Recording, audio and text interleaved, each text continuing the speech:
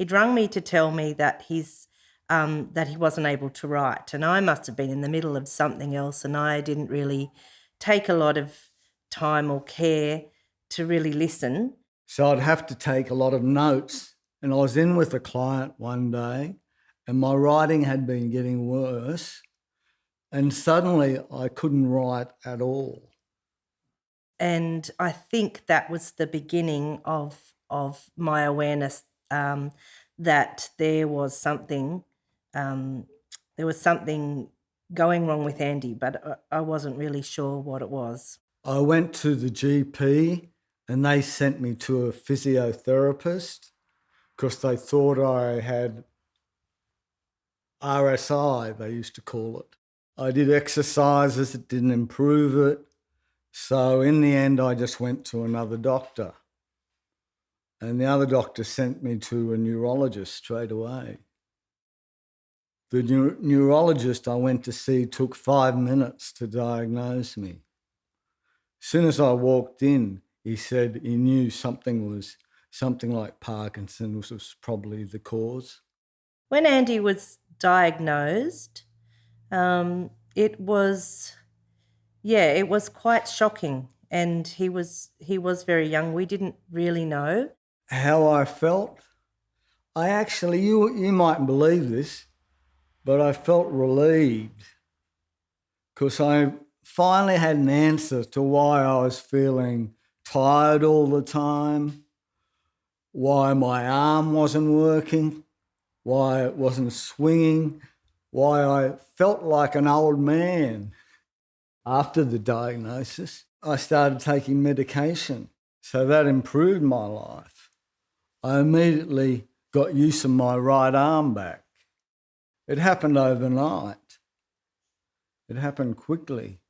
I think that I kind of went into a state of denial and just carried on as usual. And I think for quite a good amount of time, that's where I stayed. So it wasn't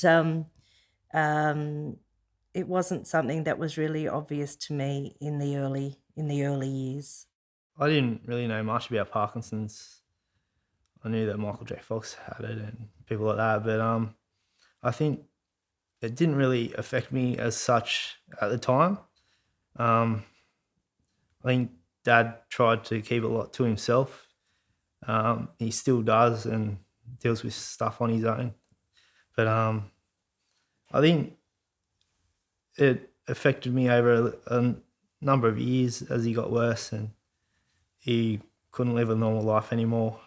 It's affected my relationship with Denise because on the first part, I have to sleep in a different room because of my symptoms.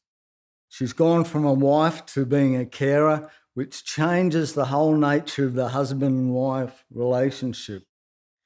It's interesting that I've gone from being a wife to a carer. I still feel that I'm a wife. That's my main thing. It's hard to for me to fulfill the husband role. And I find it upsetting that sometimes I can't do the things that I used to do. The father they knew is gone and replaced by a shaky, useless fellow, I think sometimes. Because you still got the responsibilities, you still got school fees, you still got the mortgage to pay, you still got camp to pay for, and all the normal things that kids expect and should have. No, I don't feel I've been robbed of a dad because he's my dad. He's all I know. And he may feel that he hasn't been able to be the best dad, but he's the best dad I know and I love him, so don't feel robbed at all. After I'd been to see the neurologist for a number of years, he started bringing up DBS. Then the last time I went to see him, he said it's time to start thinking about complex methods. And there were a number of them. There were three. There was DBS, duodopa, and another one, which pumped chemicals directly into your stomach. And of these, the DBS seemed to me to be the best option. And it just felt right. Because I was sick of taking medication every 2 hours. I was sick of going off and getting dyskinetic. To be able to look at a future possibly free of that, it's like a dream. I don't believe it.